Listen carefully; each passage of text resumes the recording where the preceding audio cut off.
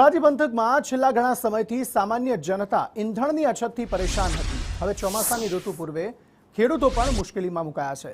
વાવણી માટે જરૂરી ડીઝલ અનિયમિત મળતું હોવાથી જગતનો તાત ચિંતિત બન્યો છે।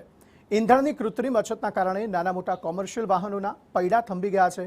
ખેતરોમાં ખેડ માટે વપરાતા ટ્રેક્ટર અને રોટાવેટર જેવા આધુનિક સાધનો ડીઝલ પર નિર્ભર હોવાથી ખેતી કામ ખોરવાયું છે।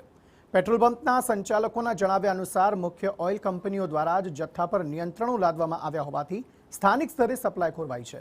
મોંઘવારી અને અછતના ચક્રવ્યૂહ વચ્ચે ખેડૂતો વહીવટી તંત્ર પાસે તાત્કાલિક વૈકલ્પિક વ્યવસ્થાની માંગ કરી રહ્યા છે। સરકારને એવી નમ્ર વિનંતી છે કે સમયસર પેટ્રોલ પંપે પેટ્રોલ ડીઝલનો જથ્થો સમયસર આવી જાય।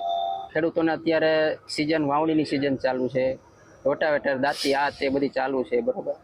તો વાવણીની સિઝન ચાલુ થવાની છે, તો ખેડૂતને કોઈ મુશ્કેલી ના પડે એવી સરકારને નમ્ર વિનંતી। યુદ્ધના હિસાબે અમને ડીઝલ પેટ્રોલ મળતું નથી, અમારે ખેતી કરવામાં બહુ મુશ્કેલી પડે છે અને દવા જંતુનાશક દવાના ભાવે બહુ વધ્યા છે, જેથી કરી અમારે ખેતી કરવામાં બહુ મુશ્કેલી પડે છે। ખોટું છે આ લોકો, તમે તમારું ઘર ભરો ને બીજાને ગરીબ ઇન્સાનને મારી નાખો, એમ થોડેક થાય। બિચારા ગરીબ ઇન્સાન મરી જાય, ટાણે લાતો ને ટાણે ખાતા હોય, એ બિચારા શું કરે?